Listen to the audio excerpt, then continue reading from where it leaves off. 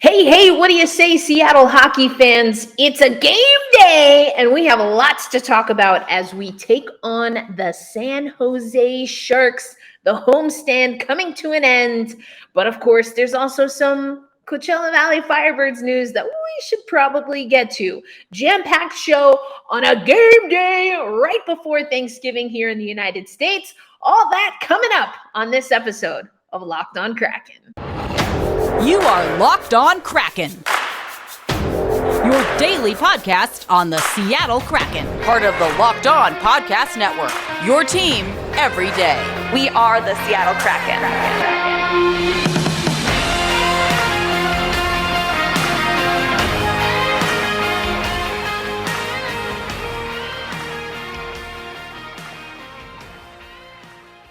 Happy Wednesday, Seattle hockey fans. Welcome to another episode of Locked On Kraken. We are your daily podcast covering the Seattle Kraken.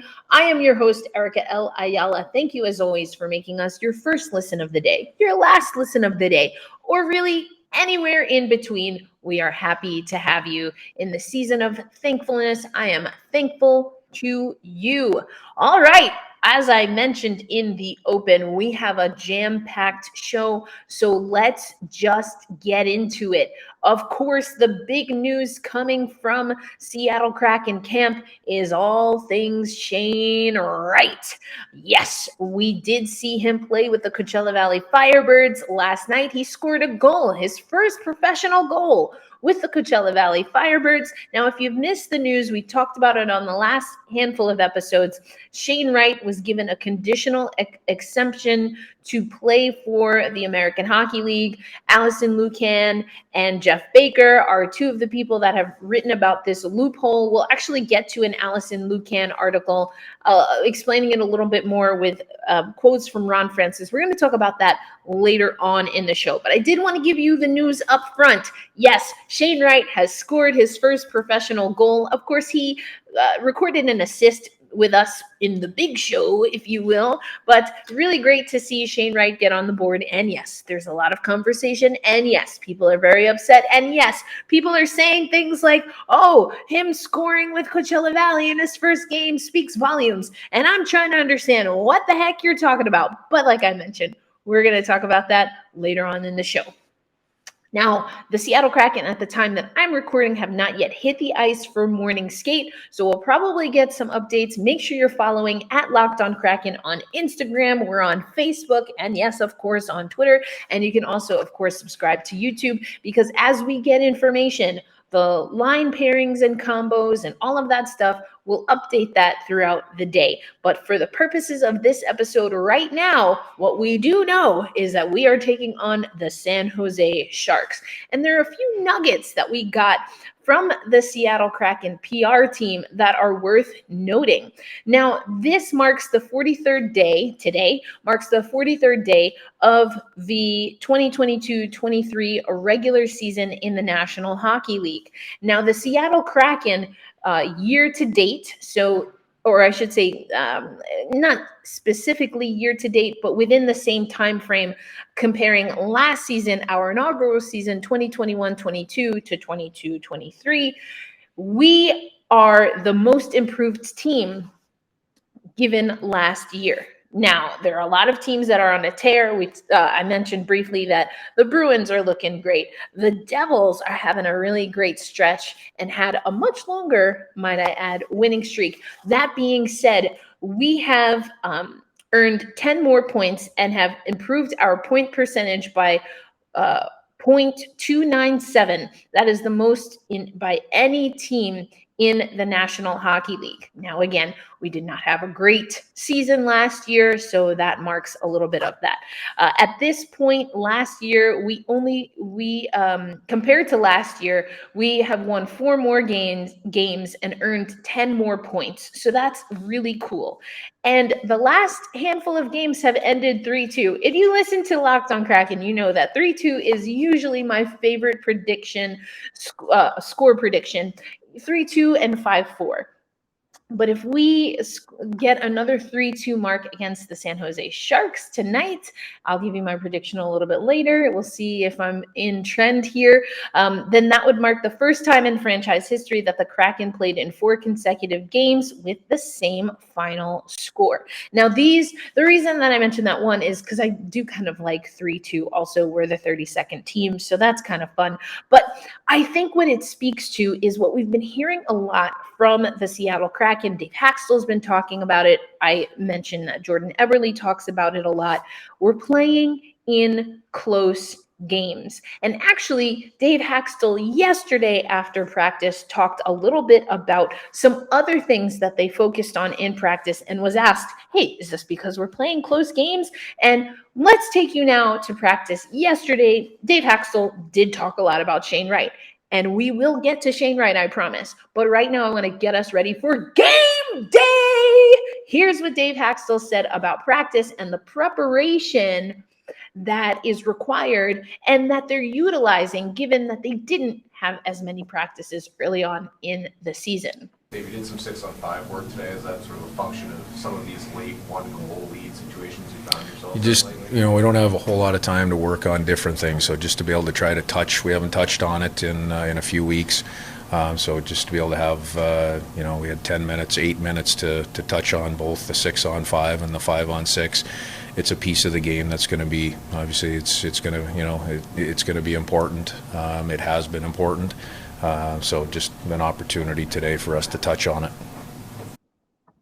So in that clip from yesterday, that was after practice yesterday, you just heard Dave Haxtell talking about 6-on-5 and 5-on-6 scenarios. Now, that would be, of course, and the question was framed, were you practicing that by way of, as I mentioned, the last 3 games being 3-2 scorelines? And so you'd be in a 6-on-5 situation if you, having 6 players, pull your goalie, or 6 skaters, so you pull your goalie to have 6 players to probably get that equalizer. They also focused, as you heard Dave Haxtell say, on the 5-on-6. Now, the opposite would be true. You might have to defend a team bringing out 6 skaters and pulling their goalie. So it was interesting to see that the Seattle Kraken practice that. And again, I'll give you my predictions and whether I think this will be another 1-goal game where we might need to rely on that 6-on-5, 5-on-6. We'll talk about that. But coming up on Locked On Kraken, I want to break down the numbers that will help you determine where I get my prediction from. And then, yes, we're going to talk about Shane Wright. We have to. But I do want to get us excited for today's game day and also the Yanni Gordon bobblehead. That's coming up on Locked On Kraken. Today's episode of Locked On Kraken is brought to you by Athletic Greens. Now, I've talked to you about Athletic Greens before. I'm all about having a morning routine that is something that can get me going, get my day started right, but that is also simple and is something that I can do on the road since I travel a lot. And that's why I love Athletic Greens. Not only is this something that is super easy, I use 1 scoop of my Athletic Greens. I put it in at least 8 ounces of water. They even gave me a nice bottle where I can shake everything up. It has the measurements on the side. And then I have, in just one easy process, given myself an opportunity to have better gut health, more energy. I've optimized my immune system, and without having to take multiple vitamins, supplements, and pills. That's because Athletic Greens has it all in one place. You're absorbing 75 high-quality vitamins, minerals, whole food super source foods, probiotics, and adaptogens to help start your day off right. And again, the founder's story is that getting all of this that we know is good for our immune system, for our gut health, it can cost up to $100 a day, but not with Athletic Greens. And with this special for Locked On Kraken listeners, Athletic Greens is making it super easy because they're going to give you 1 free year supply of the immune supporting vitamin D and the 5 travel packs, which I absolutely love, with your first purchase. all you have to do is visit athleticgreens.com/NHL network. Again, that's athleticgreens.com/NHL network to take ownership over your health and pick up the ultimate daily nutritional insurance. And thanks as always for making Locked On Kraken your first listen of the day. And we have other amazing shows because Locked On Kraken is a part of the Locked On Sports Network. And so once you listen to us, maybe go listen to Locked On Sharks as well. You can then listen to Locked On Sports Today. That is where you're going to find everything from all of the games that matter the most to the biggest stories in all of sports. Go beyond the scoreboard and behind the scenes with local experts, and you will get insights that only Locked On can provide. Locked On Sports Today is available on the app that you're listening to right now, and of course, YouTube and anywhere else you get your podcasts. Okay, folks, let's talk about this San Jose Sharks game tonight. There are some numbers that I think work in our favor. I told you I really want to see us get 12 points for the rest of November. I'll show you the schedule in a little bit. But first, let's talk about San Jose. So they're coming into Climate Pledge Arena. In their last 10 games, they are 4-3-3. In our last 10, we are 7-2-1. Advantage, Seattle. Then, of course, there's the power play. We have the best power play in the league at 22.6% clip. They're at 20. So not a huge percentage difference, but a massive jump in the standings. Now, the penalty kill is another story. The San Jose Sharks have a better penalty kill. Also, San Jose Sharks, not for nothing, just putting this out there, but they also brought on contributor Tara Sloan. So, I mean, I'm a big Tara fan. I know that she was looking for a new gig, so I'm glad that she landed back in the NHL. Unfortunately for Tara Sloan, or I guess unfortunately for me, we are foes tonight. But otherwise, really wishing you the best, Tara. Also, Amanda Kane is the first ever Black woman photographer for an NHL team, and she's with San Jose. So just a few little nuggets. But anyway, back to the stats. Face-offs. Now, Dave Haxtell has talked about, he knows that the face-off percentage for the Seattle Kraken has not been great, but he also been talking about situations in which his centermen have been able to win face-offs. He talked actually when he was talking about the difference between overall face-off percentage and situational percentage or situational face-off wins. He's talking about Morgan Geekie. So anyway, something to keep in mind. Still, though, we're not great overall. 31st in the league at a 44.5% clip. So we want to bring that up overall. Goals. Okay, so this is how I get my goals, my predictions a lot of the time. Looking at goals for and goals against. We often are scoring 3 goals a game, whereas the San Jose Sharks are scoring 2. And if you flip that, we're giving up almost 3 goals a game at 2.72, 9th overall in the National Hockey League, whereas the San Jose Sharks are giving up 3.29 goals per game. Another thing to note, though, and these are averages, of course, you have to keep that in mind, the averages that I just showed you. But there's something else worth noting. In the players to watch, Erik Karlsson for the San Jose Sharks is already at 29 points, which is tied for third most in the NHL. He has 11 goals and 18 assists. Our highest scoring players have about 7 goals. I think it's, is it Everly, McCann, Burakovsky? Those are our top 3, if I'm not mistaken. Now, that being said, we know we have the power of Martin Jones. Now, he was one of the 3 stars. He was the 3rd star of the week for this past week, was announced on Monday. And he has a 2-0-0 record with a 1.90 goals against average and a .932 save percentage since the week of November 14th. Also worth noting, the Seattle Kraken, us, we are 8-1-1 when we score first this season. Now, so with that said, do I predict that the Seattle Kraken are going to score first? Yes. I do. I do think the Seattle Kraken are going to score first. I do think we're going to win. I do hope that it's Martin Jones in net.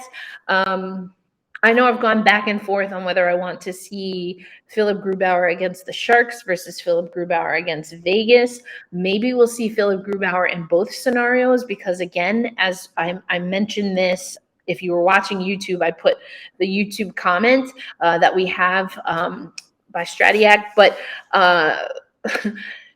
the numbers, the numbers for Grubauer versus Vegas, as opposed to Martin Jones against Vegas, are better in favor of Grubauer. So if we see Grubauer and then he gets the next 2 games, I'm okay with that. I think it would be a little bit tough to go back and forth to just then go back to Martin Jones. If we're going to go Jones, Grubauer, Jones, I don't know how that really works. We did not hear from Dave Haxtell about goaltending because a lot of the focus was on Shane Wright, and I get that. We'll hear from Dave Haxtell today. But so to be determined about goaltending. Anyway, so what I was saying is I do think the Seattle Kraken are going to score first. I do think we're going to win this game, but I think it's going to be a 4-3 game. I think it's still going to be a 1-goal game. I think it's going to be 4-3. I'd love it to be 5-3 if we can get a little bit of cushion and start moving up in that goal differential. I mean, the Vegas Golden Knights goal differential is insane. And I don't necessarily need us to win by 2 goals, but I do think that getting the offense buzzing and being able to score at will against a team like San Jose, getting that practice and that muscle memory is going to be extremely important because it's going to be a completely different hockey game when we play Vegas later this week. But I've been talking about goaltending. Speaking of goaltending, the Seattle Kraken placed Magnus Hellberg on waivers. So we'll have to see if he clears waivers this time. Of course, he did not earlier. The last time we put him on waivers, to be determined there.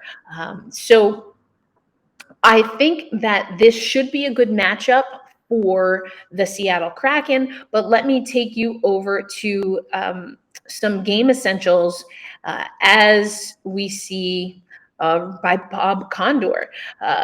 So this will be the end of a 6-game homestand. And the first one is make no assumptions about the Sharks. Okay, I just did.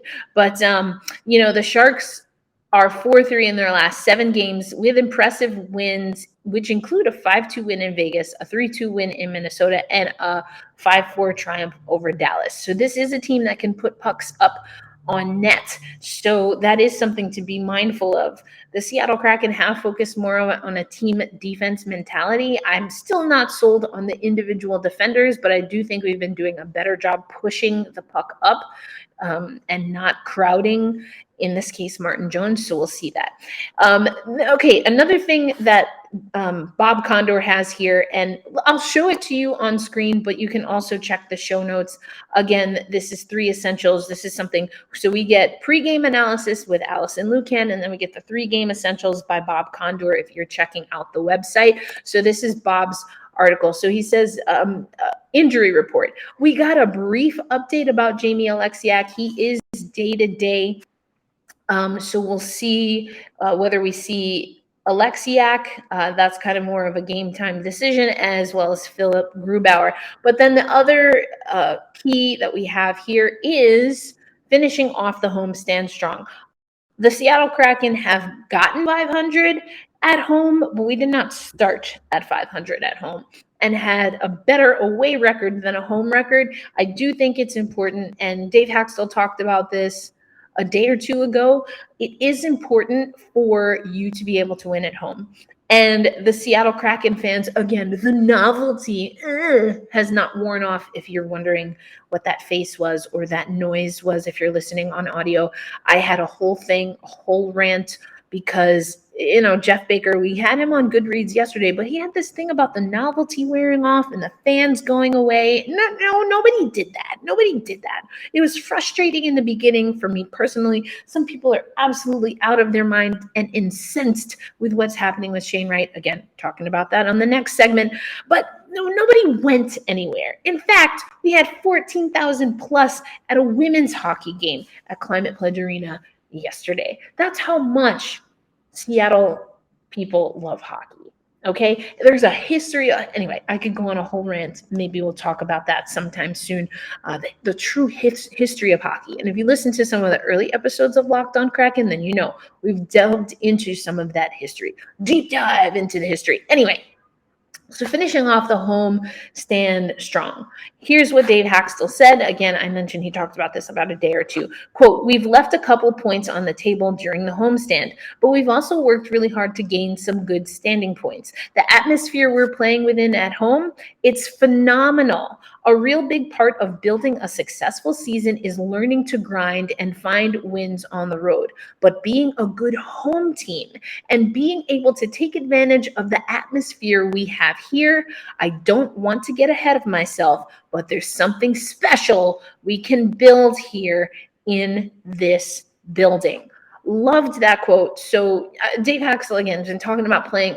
We've been on a homestand. So he's been talking about the home atmosphere, but I loved that quote. And that's how Bob Condor finishes his 3 essentials for tonight's game. As promised, I'm going to give you my predictions. I gave you the 5-4. I also want to give you some players to watch, but also let's talk about Shane Wright and what we can expect from him and what that means for him and his development moving forward. That's coming up on Locked On Kraken. As always, I want to thank you for making Locked On Kraken your first listen of the day. We appreciate you listening. And of course, I mentioned earlier on in the show that we have another show that you might like. It's called Locked On Sports Today, where you can find everything across all sports avenues. And we here at the Locked On NHL Network are also going to start giving more regular and consistent updates on women's hockey. So you're going to want to stay tuned for that. Speaking of, though, I want to let you know that I have another podcast. You can check me out at the Founding Four podcast. We're going to be doing some watch parties on playback. And Anya Packer is going to join us on playback on Saturday as the Riveters take on the Montreal Force. Those games are on ESPN Plus, but you can watch. Just log in with your cable provider or your ESPN subscription, and you can watch on playback with us and chat in real time with former player, former Riveters GM, and of course, she is a hockey mom and wife to Madison Packer, the Metropolitan Riveters captain. So you're not going to want to miss that. We're watching on playback. Of course, we also have our Locked On Kraken watch parties, and we're doing one tonight where we can watch the Seattle Kraken take on the San Jose Sharks together. And in case you missed it, it's a bobblehead night. I'm going to put in the show notes. The guys on the team were asked to react to the first bobblehead giveaway for the Seattle Kraken. It is none other than the Yanni Gourde bobblehead, Adidas home and away blank jersey, black. So the giveaway is the Yanni Gourde bobblehead. And also there is an item of the game. It is the Adidas home and away blank jerseys, a Black Friday special, $60 off a blank home or away jersey. So it's going to be pretty cool. A Thanksgiving Eve game at Climate Pledge Arena. Okay, let's though talk a little bit about Shane Wright. So Shane Wright, we talked about, went to Coachella Valley. I mentioned at the beginning of the show that he also recorded his first point, getting it right. Assignment to AHL Coachella Valley Firebirds is another step in the 2022 number 4 overall draft picks development, plus an opportunity for ice time over 5 upcoming games. This is an article by Alison, Lukan, friend of the podcast, just amazing person and human, and is a rising star, as she should be, in not just NHL, but overall hockey commentary. I personally am going to manifest being able to call women's hockey games with her at the Olympics. So there you go. That's my manifestation for the year, for the next few years. Anyway, here's what Alison Lukan says about the conditional loan, which allows a team to send a player who has missed 5 consecutive games to the AHL. She talked to Ron Francis, and here's what he said, particularly about the schedule. Coachella plays Tuesday, yesterday, Thursday, tomorrow, Saturday, and the following Friday, Saturday, Francis said. The thought process was to get right down there and get him playing some games, then recall him and put him in the lineup here and assess at that point and go from there. So, and then the article goes on to say that this decision wasn't made in a vacuum. Dave Haxtell, again, was asked about this. He didn't really get into too much of the details. He did say he'll be watching the games. He said that honestly, he's looking for Shane to do exactly what he is supposed to be doing here, which is to get comfortable, which is to get his confidence up, which is to be a consummate professional. And he talked a lot about that. I played a little clip of Dave Haxtell earlier, but if you want to listen to that full clip, check out the show notes because we have that on our YouTube channel. But, I think what we saw from Shane Wright's goal is that he is much more comfortable in the AHL setting. I mean, he just got there. He had one practice with the Firebirds, and he was able to create a goal for himself. It was a puck in the neutral zone that he's able to corral and makes a move. Quick release, looked great. Now, a lot of people saying it's a spectacular goal. It was a clean, confident, strong shot. Was it the most magnificent play I've ever seen in my life? Absolutely not. Was it the best play I've ever seen Shane Wright make in the pros? Yes. Does it bode well for his confidence and his skill moving forward? Absolutely. Did it look like something that I've seen him do in the NHL? No. And so we have to, I think this is a good move, the conditional loan. I think it's smart by the Seattle Kraken. And if this is what it's going to take for him to really get motivated to see the improvements, and I do think it's a confidence thing. Shane Wright didn't look lost, but he wasn't found either, ? I don't know if that works. But he didn't stand out. He didn't manipulate the game and the situations with complete confidence. So I like this move by the Seattle Kraken. I really, really do. And I hope we see Shane Wright tear it up. Again, we'll get to see him tomorrow, Saturday, the following Friday, and Saturday. So I like this. And then we'll assess what happens here. Dave Haxtell has been asked a lot about World Juniors. What does that mean? Is that an opportunity for Shane Wright to play? We'll see. And then I liked this quote also that Alison has in her reporting. Quote, the point was made to Wright that if you look at the 40 guys that are in the lineup tonight for both teams, just one of those 40 players played the National Hockey League when he was 18, Francis said. This is the best league in the world for a reason. Wright's skating is NHL level. He thinks the game. He has the skill set. It's just a matter of getting comfortable, and understanding the league. That's Ron Francis, of course, talking to Alison and Lukan. And I think this makes a lot of sense. And then Alison also breaks down some of the stats and what we've seen from other players in that rookie class. There's also a little note here that Shane Wright might come up to the Seattle Kraken when they play Montreal, because he will have those 5 games or 14 days with, of course, the Coachella Valley Firebirds. So let's take a look at the Seattle Kraken schedule. So here we are right now, our last game of the homestand. I've been talking a lot. We have Vegas, and then it's the Ducks in LA. I want us to get 12 points within that span at minimum. But now if we go to December, we have 2 games early in December. We come back home, and then bing, bong, boom, December 6th, the Canadiens come into town. So maybe this was also really good timing. Oh, sorry, we're going somewhere else here.